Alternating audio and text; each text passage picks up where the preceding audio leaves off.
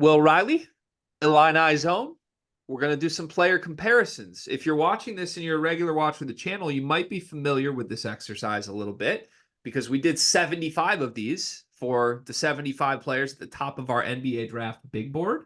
And it was fun. It was also tedious. When we got done, we said we'll probably never do this again.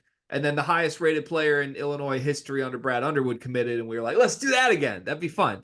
So Will Riley's a very unique player. He's a very tall, scoring guard, although guard's up for debate. I mean, he's shaped like a forward. He plays like a guard. He moves well. Very perimeter-oriented, score-first guy that could probably play a bunch of different positions in college. We know Brad likes to move people around and play people different positions. So who knows what this will look like. But I kind of want to go through, like, what's the best case comparison for Will Riley? What's the worst case comparison for Will Riley player outcome-wise? You can choose Illinois players. You can choose not Illinois players. But I want somebody in college as the comp. That work? Cut me off there by making me pick somebody in college. Well, who are you going to pick in the NBA? I don't feel obliged to even tell you that. I think I know who you were going to pick, and it's insane. Who? You were going to pick maybe my favorite basketball player ever. Your favorite basketball? Your favorite? Is he yours too? Who's your favorite?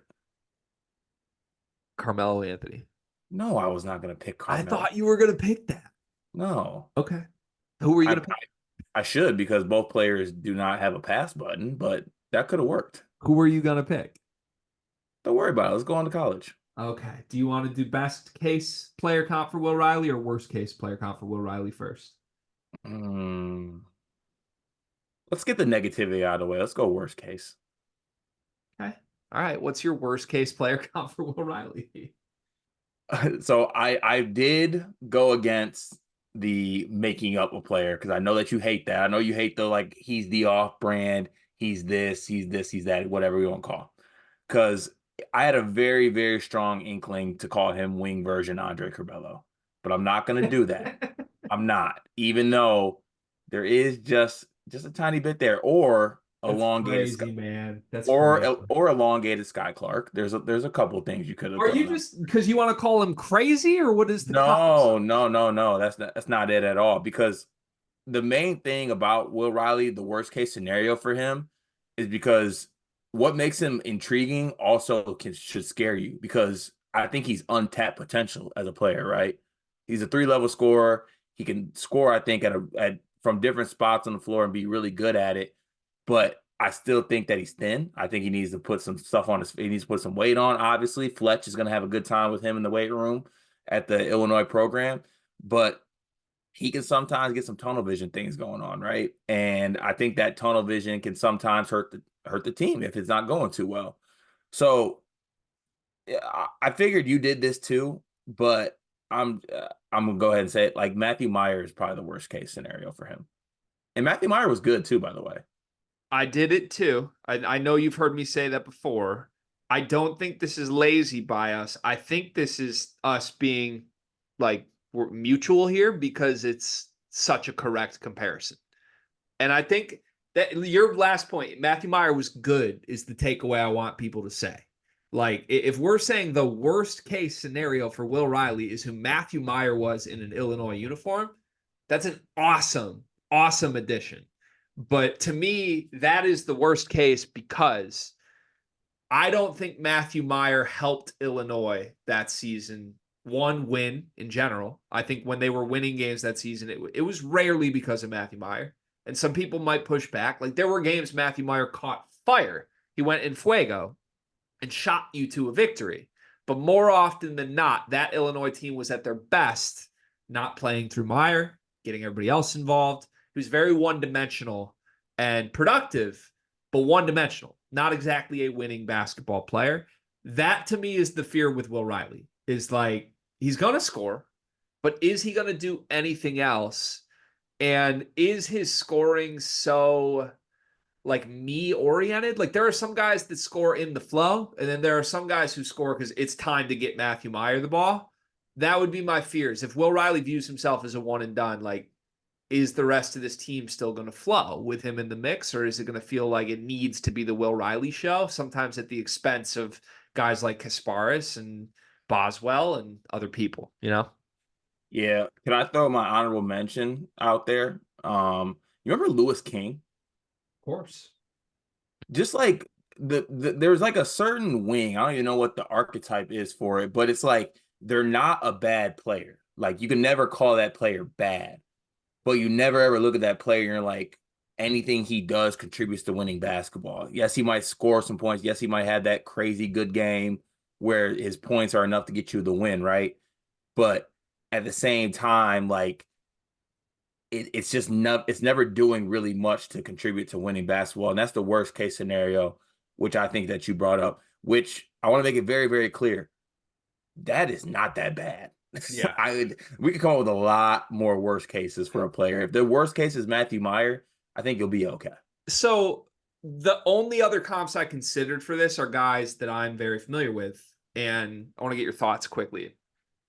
Couple one and done guys that I've seen in the last couple years come through on losing basketball teams. Jett Howard, Caleb Houston. Jett was all offense, no defense.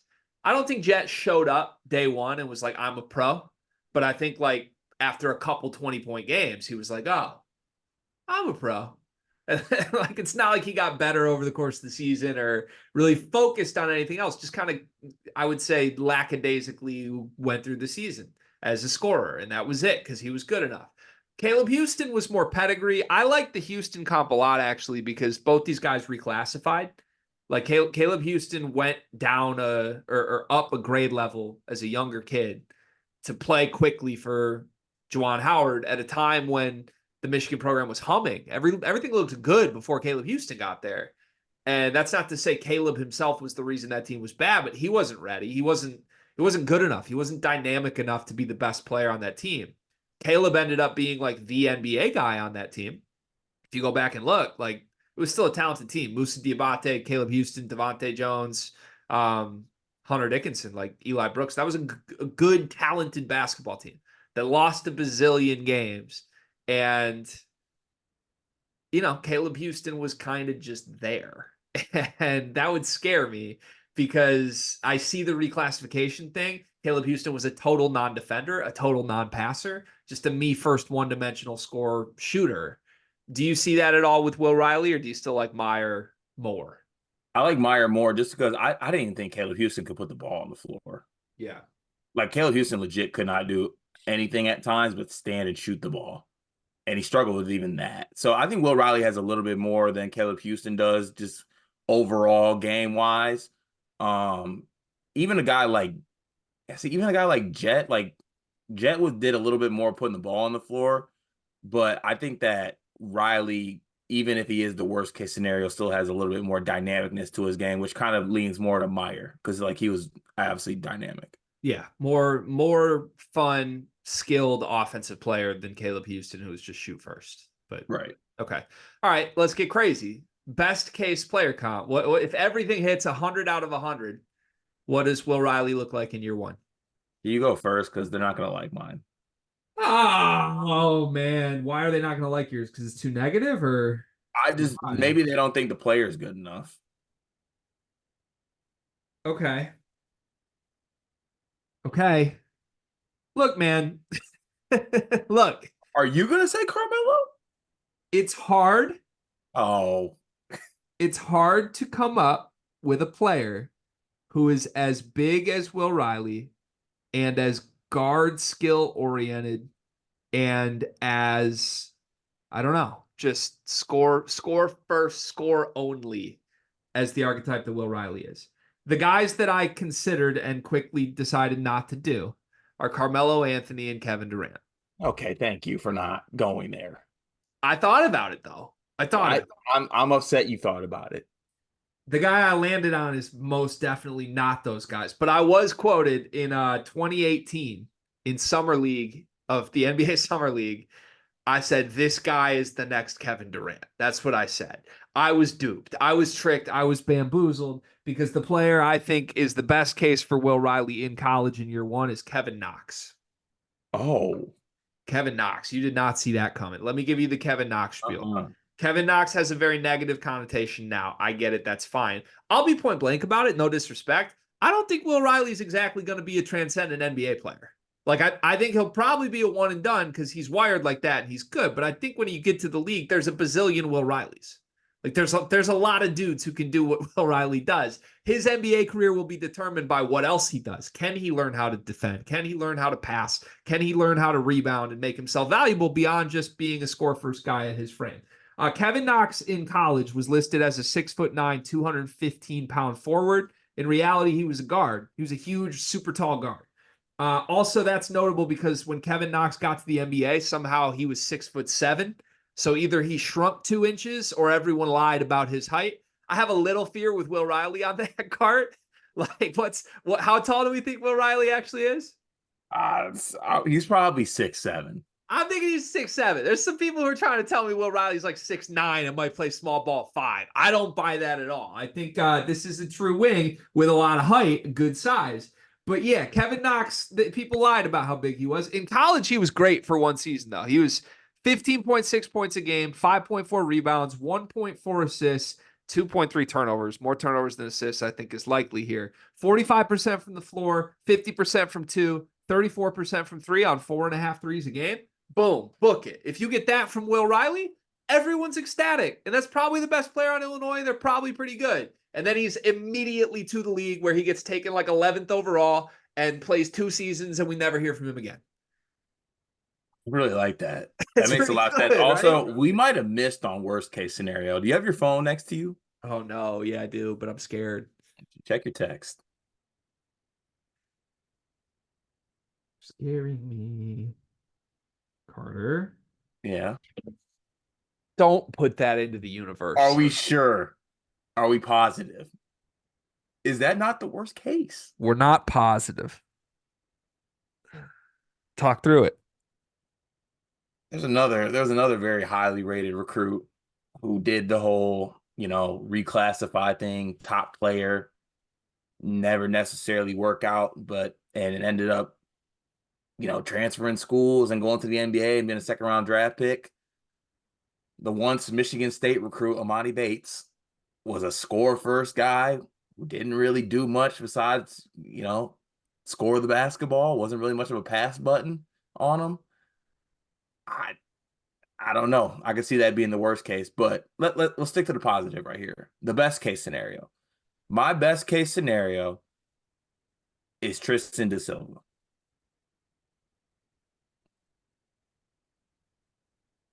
This past year, Tristan da Silva. Huh?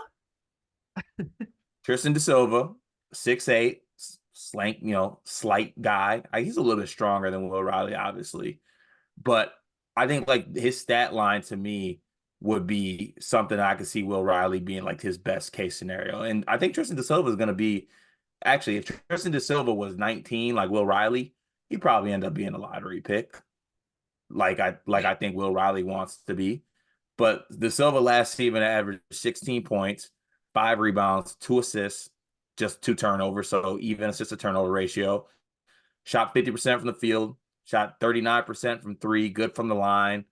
Like I said, added 5 rebounds. I think that best case scenario, he's a guy who's going to be a top scorer in college basketball, right around 15 points a game. Or I'm sorry, in the Big Ten at least, and be a guy who averages, probably top 10-ish near in the Big Ten, maybe. Maybe the leading scorer for Illinois. I don't know who's that. I don't know what their offense is going to look like. I don't know. Da Silva just did so much more than score the basketball, though. Like, he was a consummate winning player that defended his ass off and rebounded and passed and was just uber efficient and didn't need the ball in his hands. Like, that is opposite archetype of Will Riley to me. And maybe if the point here is like the best case is Will Riley learns all of that and kind of changes who he is as a player, then I could buy that because I think he might be capable of it. But like, that's Da Silva, like the way he thinks basketball is so different than Imani Bates, Kevin Knox, Matthew Meyer. Well, Amani Bates is the worst case scenario. Yeah. This is best case is that he does all those things. So that's the thing. But see, I would argue the best case is not that he learns to do a bunch of things he doesn't do. It's like he just does what he's really good at in the right way, on the right team, used the right way. Don't ask a dog to be a cat, you know? Like just get your belly scratched and fetch. Just ask Will Riley to be Kevin Knox. Get your belly scratched and fetch. That's all you got to do. We don't need you to do other things. We don't need you to hit the litter box. We don't need you to, I don't know. I don't know what else cats do. I'm not a cat guy. I'm also not an Imani Bates guy or a Kevin Knox guy. You're not any of the guys we named. I'm You're not. I'm a You're not Carmelo a. guy. You are a Carmelo guy. I can't believe you tried to let. I mean, I know you hated De Silva, but you were really going to come on here with Melo. What does Melo do besides score and steal rebounds from his teammates? Still, okay. You're over here bringing up like Melo with the goddamn Blazers. It's a Like good Melo Melo. is Will Riley one of the greatest scorers of all time? If everything breaks right, maybe. Is he a plus athlete? He's enough. Enough. He's He's more Kyle Anderson than Carmelo Anthony. out of everyone we've named thus far, Carmelo Anthony, Kevin Durant, Matthew Meyer, Imani Bates, Kevin Knox. Is that it? Tristan Da Silva. Those six. Who is he most likely to actually be in college?